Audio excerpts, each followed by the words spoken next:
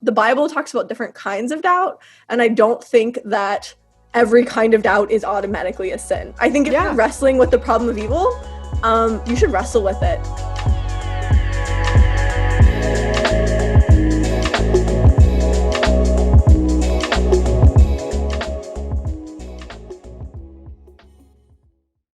Hey guys, it is Carmen Schober with the No Apologies podcast, the video version today. Welcome to the Stasios YouTube channel. This is, I think, our third video now, fourth? I don't know, I'm losing track, but super excited to have Liz Jackson on the channel today. Hello, Liz.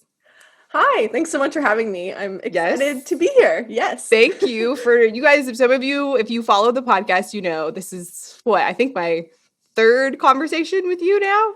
Fourth? I think so. I'm trying to remember. We did one on, I think one was on faith, and then maybe the first one was on a New York. It was on a weird paper, yeah, like a not very good editorial on belief in one God of those or something. That got a lot of clicks and shouldn't have. So.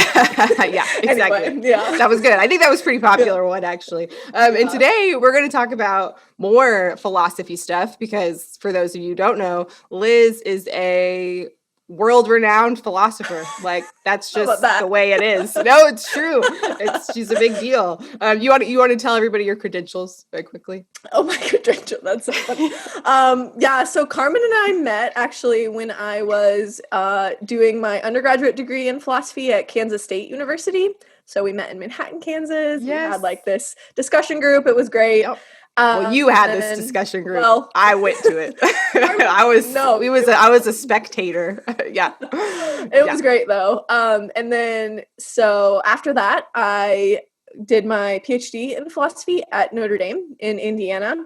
And there I mainly kind of worked in epistemology and philosophy of religion. So my dissertation was mainly in kind of epistemology stuff, which is kind of the study of knowledge, but also rational belief, that kind of thing. And then also I had one chapter in my dissertation on philosophy of religion, but also just have a lot of other work and interest in philosophy of religion. Yeah.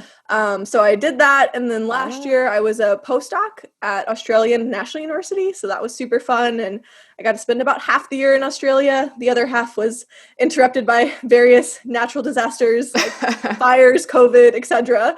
And then now I am a assistant professor at Ryerson University, which is in Toronto. Although I am actually not physically in Toronto, again, because of COVID.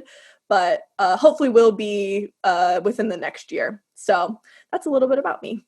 Yeah, see, like I said, world renowned. That's a lot of philosophy knowledge in that brain, which we're going to tap into today. The main reason I wanted to have Liz on, well, one, it's always just fun to catch up. Like she said, we go way back now. Like, I don't know. Jeff and I were thinking about it. We've almost been together for 10 years and we met were we married when we started going? I remember Jeff actually was like, can I bring my girlfriend? And I was like, oh my gosh. Like, I didn't know we had a girlfriend. And then that was that. So it probably was around the time, maybe a little after you guys started dating or something. Right, like a decade ago. Whoa. Crazy. That's crazy. So it's always good to stroll back through memory lane with Liz.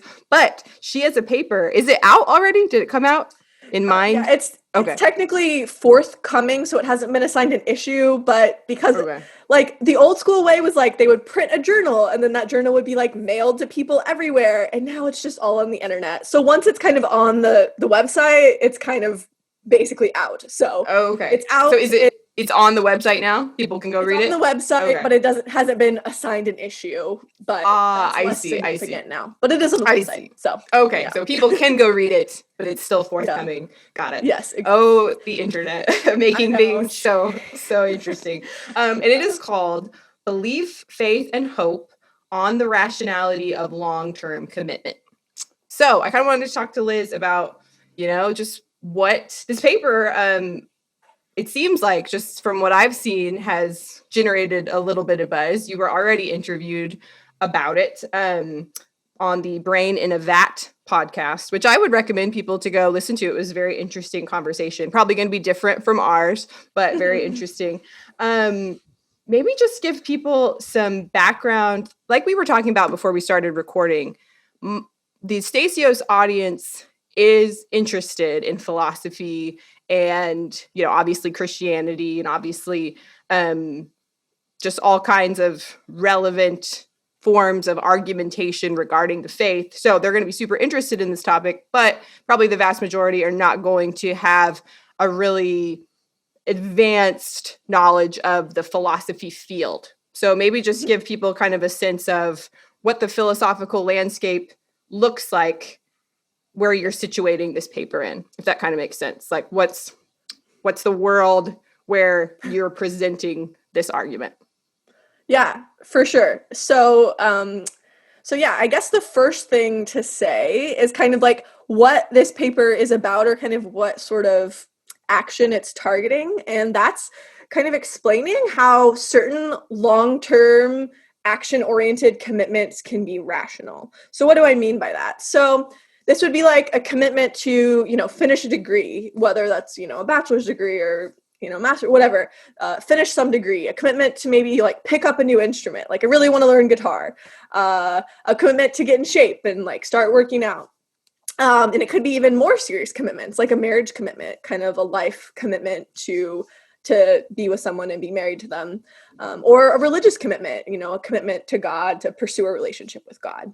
And so when it comes to these sort of long-term action-oriented commitments, sometimes we encounter obstacles to those. Sometimes we're like, why did I even decide to do this in the first place? This is dumb. Like, it's not, I would way rather just eat pizza than like, you know what I mean? Right. And then sometimes we actually get evidence that makes us think like, we can't do it. Like maybe I just think like I just can't, I don't have it's, I'm not cut out to do this PhD. I can't do it. I like failed this class. I can't understand this logic problem, whatever, and so what the paper is trying to do is it's trying to basically, my point isn't that we should never give up a commitment ever. Sometimes we should, but what I'm trying to say is in some cases, even when we either like lose the desire to keep going or get evidence that maybe we shouldn't keep going, sometimes it's rational to continue with that commitment.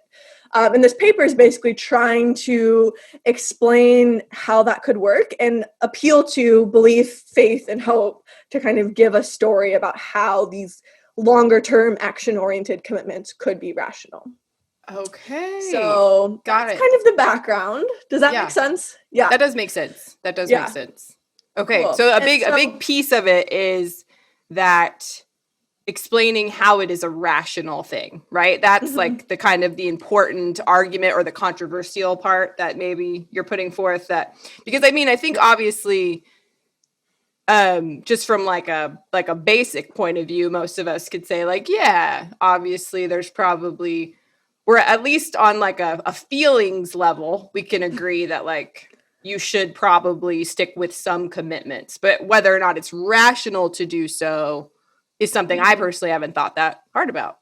So that's kind of what the paper is exploring, is the... Exactly. Okay. And in the paper, I won't necessarily go into all of the details, although I will talk about some of them. But in the paper, I give a more kind of rigorous explanation of what the theories of rationality are and kind of how those work. I'm going to give an overview of that, but maybe not go into all the details. But I do talk about like decision theory, and I talk about this other model called the belief desire model and kind of how those fit in with the picture. But totally right that the rationality part is what's important. Okay. So, it's like, cool.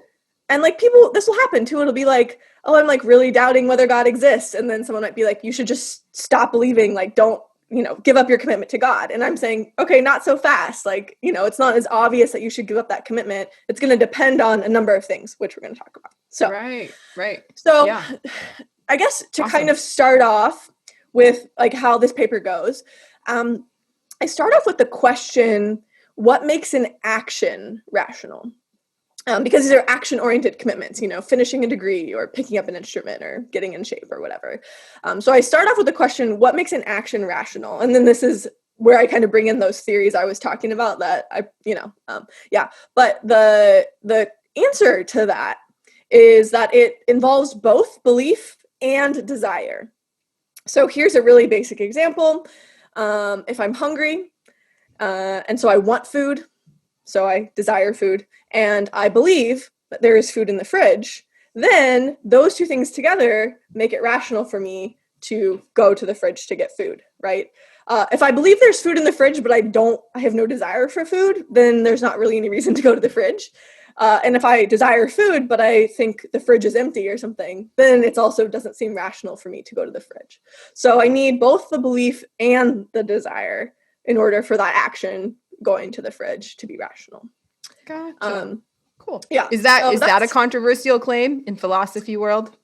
No, not really. Cool. I was going to say that seems pretty straightforward. Yeah. But there are some people think that you need this third component that is like how risky you are, but I kind of set that view aside. That's a pretty minority view, but almost everyone thinks you at least need the belief component and the desire component. And it's it's a simple theory. Like when you just think about why we act in most ways every day, there's some kind of belief and some kind of desire like associated with it. Right. So, yeah, makes sense.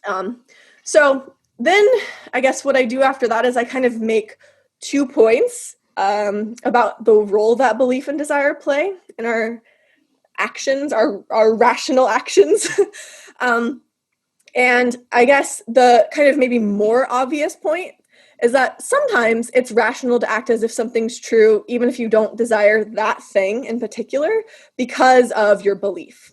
So even though belief and desire both play a role, sometimes belief by itself can sustain that action. So I give some examples in the paper. Now I'm like, I probably should have planned these ahead of time. So it's like, let's say there's like a terrible war going on in Syria, or something. I have no desire at all for that war to be going on in Syria, but it's still rational for me to kind of act as if that's true in certain cases and maybe like send aid there or send help or something, right? So in some cases, you can rationally act as if something, even if you don't desire it. And that's, I think, take an even more basic case, like I missed my flight, right? So I should book a new one, even though I wish I didn't miss my flight. Sure. Gotcha. Yeah, that's even more basic case, right? And then here's a less obvious claim, but I think still a true claim. Sometimes it's rational to act as if something's true, even if you don't believe that it's true. And here's some examples of that. Here's one that I've given before. So let's say your brother goes missing. Your brother's been missing for maybe months or even a year. And the longer he's missing, I think the more and more likely it is that he's probably dead. So you don't at all have evidence to believe that your brother is still alive. And you could even say like the probability that your brother is alive is like very, very low, like maybe 10% or something.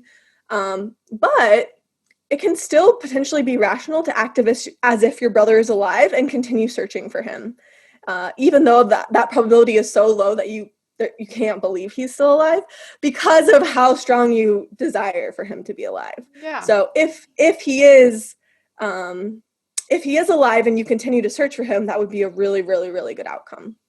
Right. So that's a case where the desire is doing a lot of the work and the belief is doing less of the work. So maybe I should just clarify, like in a lot of cases, belief and desire play a role in making our actions rational, but there are cases where the belief alone can rationalize, and there are cases where the desire alone can rationalize. So I think maybe before I wasn't totally clear on that.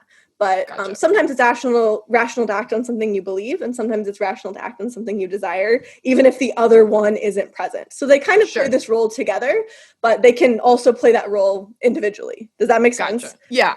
And I think the point that you were making earlier is that just the vast majority of probably obvious things are probably a little bit of both, or always both, maybe, if we really thought about it. But yeah, that makes a lot of sense. And kind of what you're describing, at least in the second example with the brother, that's like kind of faith, right? Like that's the definition of faith. Because I was kind of an example I just thought of.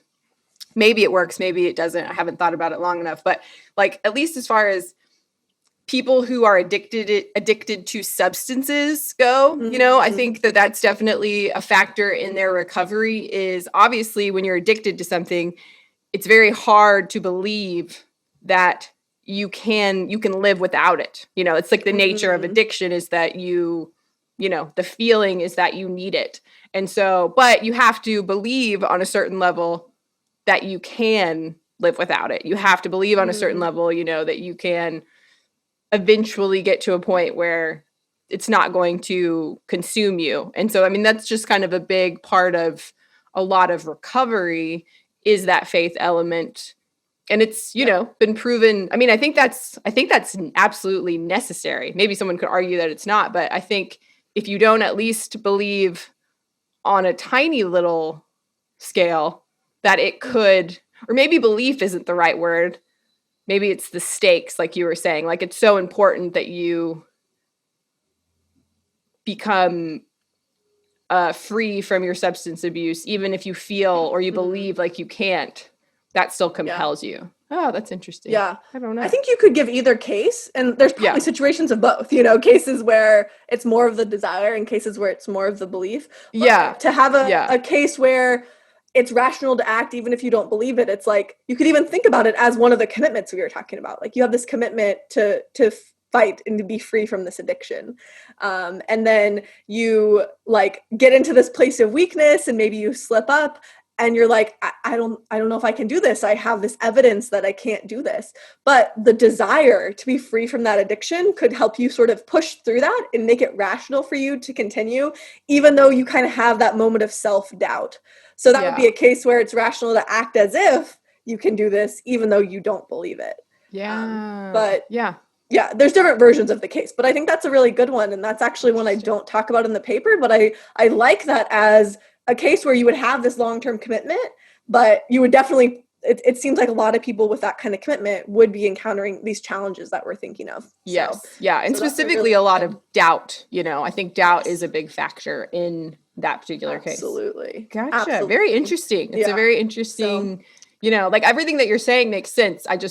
I doubt most people stop and think about it in such, specific terms. Like that's what kind of is the fun part about it. Okay, cool. Totally. So yes, I'll let you continue on. You're on a roll. Yeah, no, absolutely. So I guess just to kind of sum up what we just talked about, the thought is that both belief and desire can kind of come together to rationalize action.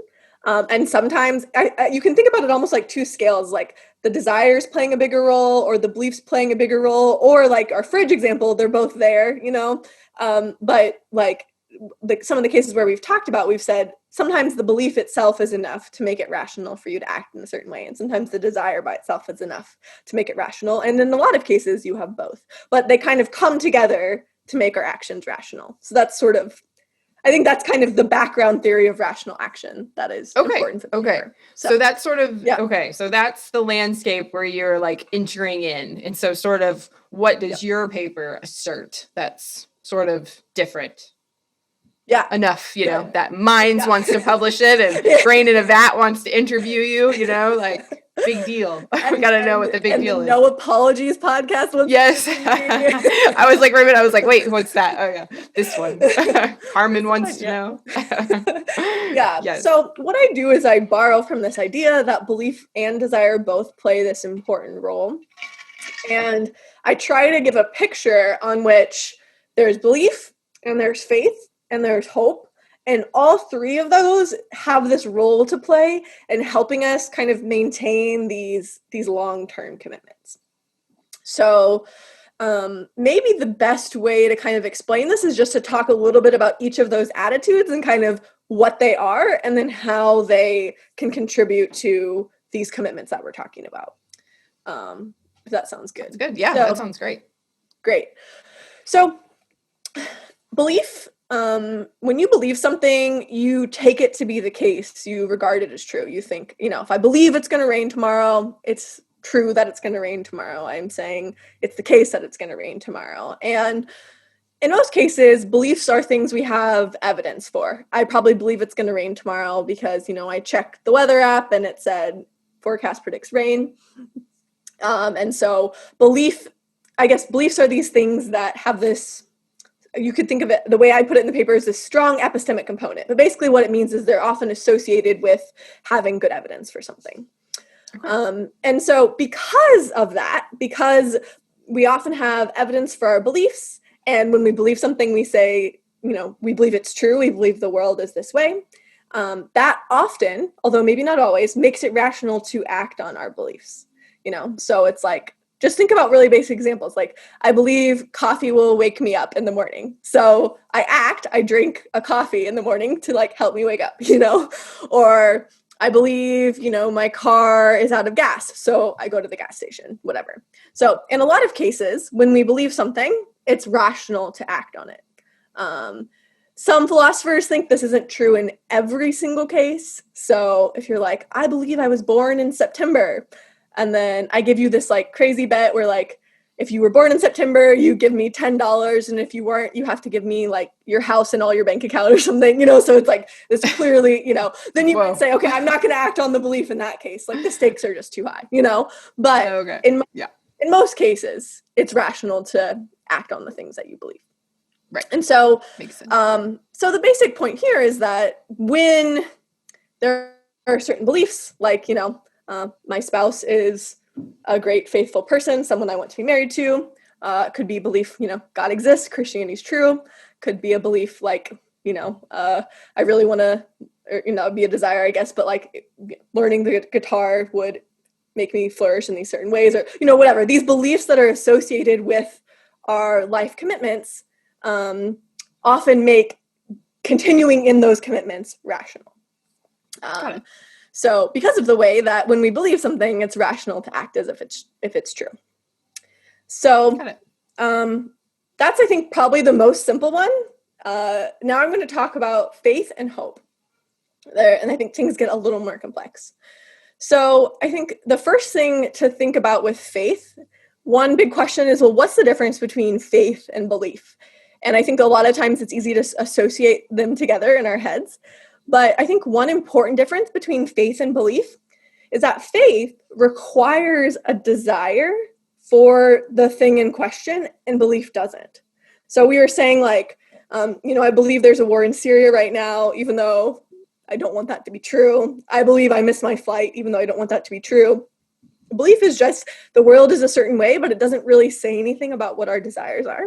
Whereas faith, what's really cool about it is I don't have faith there's a war in Syria right now. I don't have faith that I missed my flight, but when I have faith that God exists, or when I have faith that, my spouse is a good partner or whatever, I want those things to be true. And it would be weird to say that you had faith. Like, another example I like to give is like, let's say you're running a marathon and I'm like, I have faith that you'll make your time, but I hope you don't. Like, that makes no sense, like I need that desire to underlie the faith. So faith does require evidence. If something is impossible, or you think it's almost definitely not going to happen, it probably wouldn't be good to have faith. I probably wouldn't have faith in most situations, and at the very least it would be irrational. So if you're like, I want to run a marathon in like, I don't know, what's like 1 hour, like, right? That's like impossible, right? You don't have a good sense of I don't know. marathon. Yeah, me neither. I'm like, I don't know. I honestly have no idea what would be good, what would be bad. Or like, let's say you're like, I want to run a mile in 3 minutes. And I'm like, yeah, like, I have faith you'll do it. At the very least, that's irrational. In some cases, you might think I like couldn't even have faith, because that's just like almost an impossibility, Yeah. So faith does require some evidence. It requires like that something be at least probable to an extent. But it might not require as much as belief does. Because remember, belief is just saying like, this is the case. The world is this way. And faith might not require as much evidence as belief to be rational. But what it requires is this desire. And belief doesn't require the desire. So remember, we have these two sliding scales. We had like, how much evidence do you have? Like, do you believe it? And then we have this desire one, like, do you want it to be true? How much do you desire it? So let's say this is the beliefy scale and this is the desire-y scale. When you have belief, it's like this. And then when you have faith, it's kind of like this. So, you might not need quite as much evidence for it, but you're bumped up on this desire thing. So you have more of the desire component. And remember, we talked about what makes an action rational. It's kind of having enough of these two components, right? So if you have a ton of this component, that can rationalize the action. But even if you have a little less of this component, if you have more of this component, that can also rationalize the action. Gotcha. So, okay. yeah, I hope gotcha. that makes I'm sense. tracking. I'm trying to yeah. do this apart from appealing to like the more technical theories of rational Yes. options. So Yes. I'm trying to kind of give examples to make it accessible. Yeah. No, I'm tracking with you. I'm tracking. Yeah, If I can understand it, most people can understand it. So here's a few more examples for faith, and then I'm going to move to hope. So one example is like, let's say that your spouse is accused of a crime, and you have like some evidence that they did it, but it's not fully decisive. So maybe you're like you're thinking like, there's no way my spouse would ever like kill someone or something, and then like there is a little bit of evidence they did it, so you're kind of doubting, you're kind of like less confident, but you have this like really strong desire that they didn't do it. What the result of that is that you can continue to rationally have faith your spouse is innocent and act as if your spouse is innocent because of how good it would be if they were innocent and you kind of stuck up for them and continued to kind of fight for them. At a certain point, if like it just is proof that they did it and like maybe there's like a video of it that couldn't have been fabricated or whatever reason, then you should give up the commitment, right? But because this desire is playing this role, you can kind of stand by your spouse and maybe even do so more than like if you're just watching some documentary about some random dude who supposedly killed someone. It's like you're not going to have that same faith, you know what I mean? Because you just don't have that desire for like that person to be innocent or whatever. Right. So okay, that's interesting. That's another kind of example of it. So kind of what differentiates the two. Let me see if I can think of a Carmen way to say it. I don't know. So yeah, what's faith comes into play when there is some kind of very important positive stake for you. Like that's kind of the difference maybe, like because beliefs may or may not have those. They can just be neutral or negative. You can believe things that are not good for you, like things that you don't want to happen or that would have negative consequences. But faith doesn't really work that way. We have faith about the things that how they play into this desire part is they have positive stakes or positive consequences. That's kind of the difference. Yeah. A little bit. Yeah. Okay. I mean, you could just say like faith requires this desire for the object of faith, and belief doesn't. So that's an even simpler way. You can say like it is stakes. That's true, but even you can just think about it as, is there a desire there or not? And faith requires it and belief doesn't. So faith is going to have that desire component and belief won't necessarily. I mean, it could, but like it's not an essential necessity. Part of belief. Yeah. Exactly. Okay. Yeah. Okay. Gotcha. So let's move to hope. And I think now that we have this general picture, like the hope thing should make sense too. So the idea is with hope, when you hope that something's true, it can actually be pretty unlikely to happen. And hope really just requires that there's some possibility that it's true. But hope is almost characterized, it almost just is like a desire. Like when you say, we often use hope and desire interchangeably, actually. I hope for that, I desire for that, So the thought is, we had belief, it was like this, and then faith was like this, and then hope might even be like this. It has this really strong desire associated with it, and all it requires is you thinking that there's kind of some possibility that that thing happens. So let me give some examples to make this a little bit more concrete. I might hope that my student will turn his paper in on time. And I might think, based on his past few papers, the probability he turns it in on time is like 10% or less. It's not very high. There's a possibility though, right? Right. But because it would be really good if he did turn his paper in on time, I'm going to go ahead and assign him to a peer review group. So me hoping the student will turn his paper in on time makes it rational for me to act as if he will and assign him to a peer review group, because it would be really good if he did turn his paper in on time and he was in a peer review group. And that'd actually be really weird if I was like, you've been late on all your papers in the past, so you don't get to be in a peer review group. That would be kind of messed up. So that's one example. Yeah, and that wouldn't help you. Yeah. That wouldn't help achieve the outcome. He'd just be like, oh, Exactly. well, then I guess I won't turn it in on time. Like, Exactly. yeah. Exactly. So the interpersonal element is important too. Another example I had was like, let's say you had a new neighbor that just moved in next to you, and maybe like they've been kind of standoffish and a little cold, and you kind of think like there's some evidence they're not a very nice person.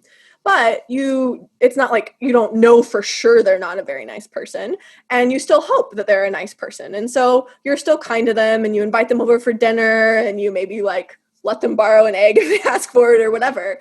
And that can be rational, even if you have pretty decent evidence that they're not a nice person, because it would be really good if you were wrong about that, and then you could have that good relationship with your neighbor. So those are like kind of more low stakes examples, I guess, or, not as important. But what's interesting is there's actually this whole literature on hope, and how hope, and this is not just in philosophy, it's also empirical, like people working in psychology and sociology. But hope is one of the big things that gets us through trials in our lives.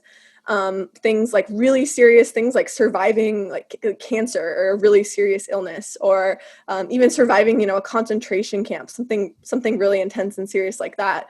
Hope is one of the big things that plays a role in getting us through these trials. And what's interesting is that a lot of people in these situations, they might have a lot of evidence that I'm maybe it's like the survival rate for whatever kind of cancer you have is like very high. So it's very probable that you won't survive. Or, in your concentration camp, you can just imagine that feeling so hopeless, but Right. because of how good it would be if you kind of persisted and acted as if you would get through it. And so if you persisted and then you actually ended up kind of making it through it because of that really good outcome, that hope can kind of propel you and make it rational to kind of keep going and act as if that thing is true. Gotcha. And I think this can apply to belief in God as well, and a commitment to God or to Christianity. And that's like, if we get a lot of counter evidence, like if you're really struggling with like the problem of evil or the problem of divine hiddenness, and you just think like the probability that Christianity is true or that God exists is just getting lower and lower. What's cool is that the desire, the think like, it would be so good if I continued to pursue this relationship with God and God really did exist. Because of how good that would be, that can make it rational for me to continue in that commitment, even in the face of really, really serious doubt. And faith and then hope are kind of the two things that I think at least can partially explain why I think that commitment can be rational. And at a certain point, if you thought someone like proved that God didn't exist, which I don't even know if that's possible, but like, right. Like if there was some kind of like I said, like with the spouse thing, like if maybe you were, you had some evidence your spouse was cheating on you and you were kind of like, I don't know. And then like there was a video of your spouse cheating on you, it'd be like, okay, at that point you should probably give up the commitment, or, at least believe that your spouse cheated on you. You know what I mean? Right. But assuming you don't have that kind of really decisive evidence, faith and hope can kind of push you through and help you continue in these kind of lifelong commitments, even when you're losing evidence that I think maybe you originally had that kind of originally underlied the commitment. Gotcha. That makes sense. Yeah, that does make sense. Yeah. That does make sense. It's like a lot, but I get what you're saying. No, that's okay. Like a lot no. examples. I get what you're saying. So, yeah. Trying to think of like a summary, sort of a pull it all together statement. I mean, just from like thinking about what you're saying, I think a lot, I don't know any Christian. Well, I guess I shouldn't say that. A lot of Christians that I know, at least always have experienced some season in their life where it was kind of like what you were describing. Something either, or I guess I should say, what was driving their belief was that desire, or I guess I should say driving their commitment. That's a better way of putting it. What was driving their commitment to God was the desire for it to be true. And like you said, I do think that is rational. Like, I think that obviously there are so many good things that could come about assuming Christianity is true, that it is worthwhile to pursue them, especially when you consider, just from the Christian perspective, the alternative. Like you brought up the problem of evil, right? And it's like, just thinking about that, okay, yeah, it is hard to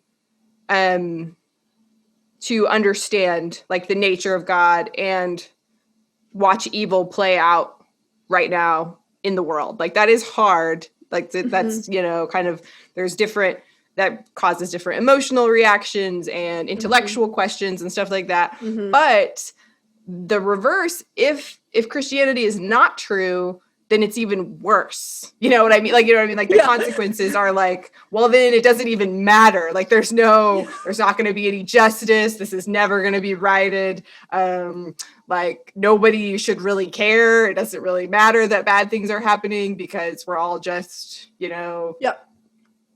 stardust. Like, why does it matter if we're mean to each other? And so it's like, it makes rational sense, even if you struggle to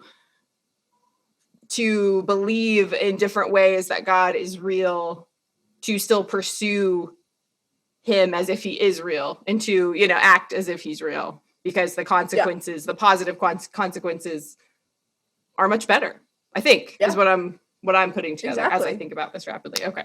Gotcha. No, that's exactly right. And I think it's important to kind of hear what I'm saying. I'm not saying that like, Christians shouldn't worry about what they believe, or like, it doesn't matter if you believe it or not. That's not the point. The point is just that when people are going through these really intense doubts, we don't need to exclude them. And we need to say, you're not genuinely committed. You're just faking it, because exactly what you said of like how good it would be if you continued on this path and that thing, God existing in this case, turned out to be true. So I think, someone could interpret me as saying like, it doesn't even matter if you believe it or not. You can just like, beliefs don't matter. That is not what I'm saying. That's not what I'm saying at all. But what I'm saying is like, when people are doubting, there are good rational reasons. There are rational, reasons to not just assume that your doubt equals abandon this commitment. Yeah, for sure. And it's also not just a claim about religious cases either. It's a claim about, like I've said, a lot of different commitments we might make, whether that's a marriage commitment or, like I said, like an instrument or finishing a degree, or like your example with the addiction. Exactly. So it's kind of a general model, but I think it applies to kind of belief in God or Christian commitment very nicely as well. So, yes. Well, that kind of covered the third question, I was going to ask you about like how Christians can apply this to their everyday life. Do you have anything you want to add? Just kind of final thoughts for people regarding some of this?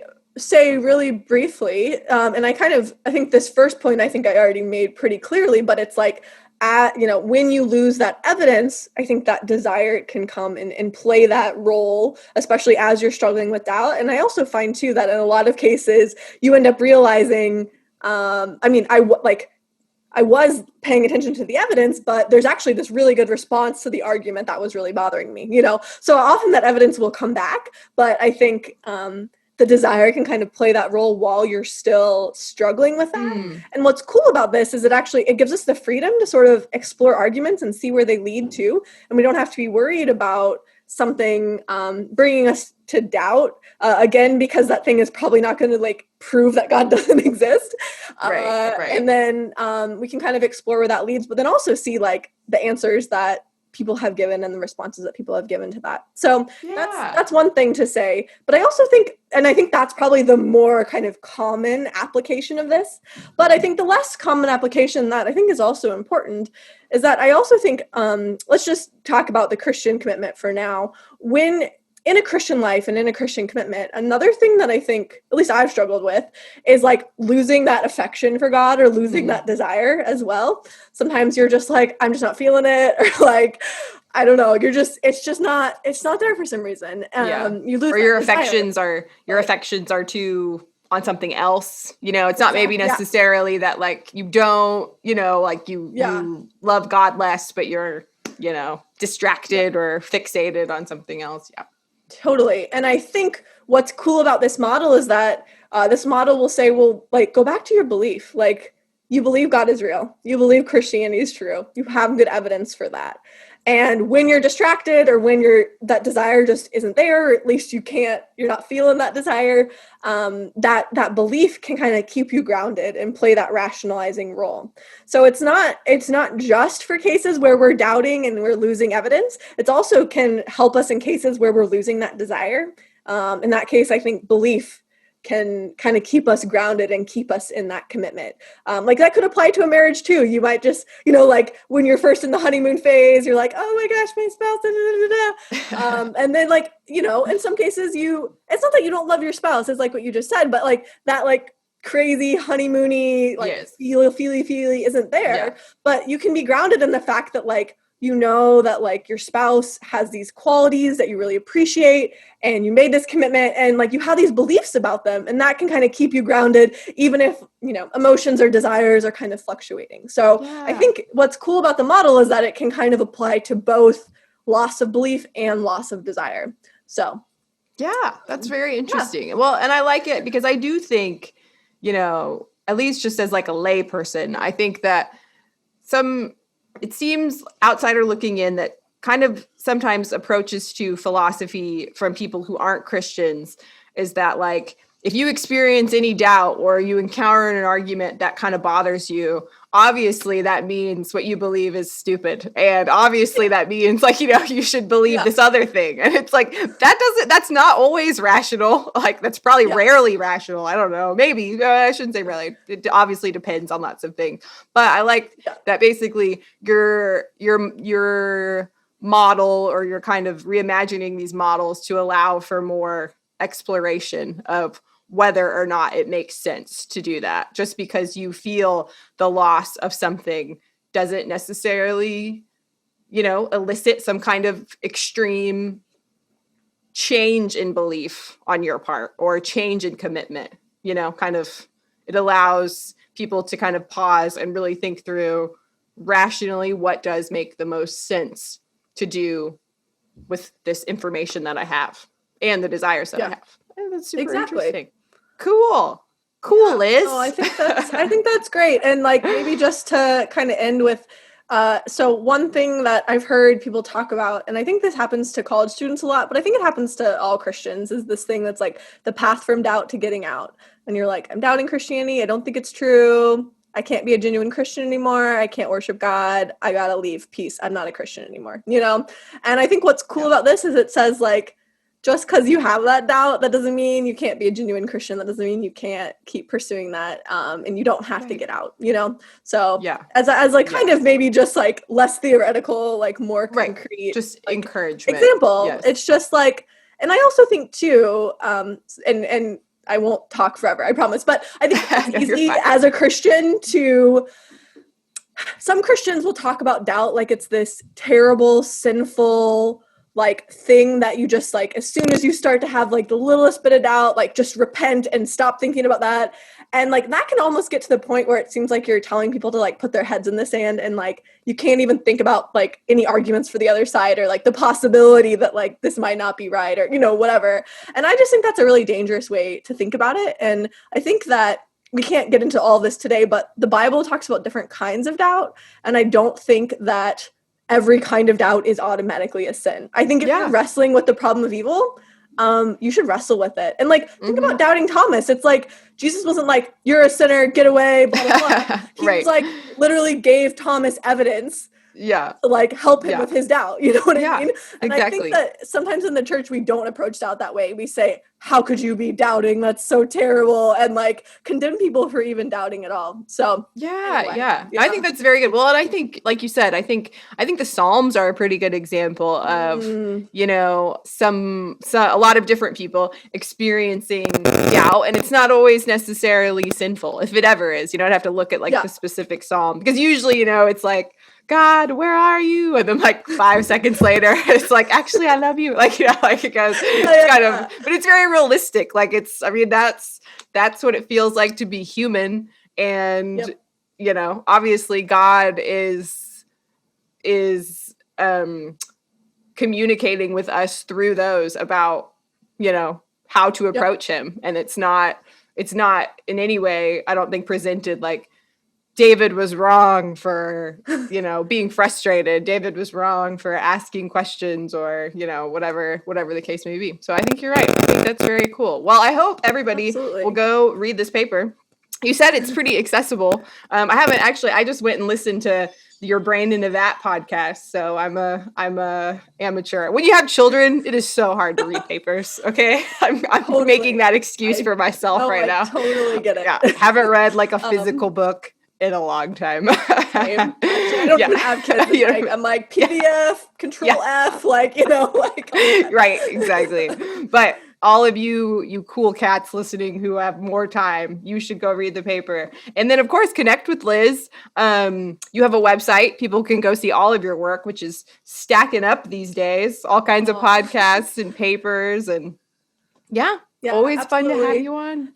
Yeah. Sweet. So just so people know, in case they hadn't heard before, if you go on my website, it's liz-jackson.com, and I have a research page if you're kind of like wanting to read papers, like more kind of peer-reviewed stuff would be there. But then I also have a public philosophy page that's like Carmen said, like podcasts and videos and stuff. That's if you're interested, but you know, just want to throw on a podcast or a video, that would be a place that's more like publicly accessible stuff. So yeah, those are the pages I would recommend. Yeah, well, and definitely, if we have anybody, yes, thank you so much. I would say, if anybody's out there, you know, you're struggling with some hard questions, Liz would be a great person to connect with. So now you know she's out there. Happy to talk to people about stuff. So absolutely. Thanks so much, Liz.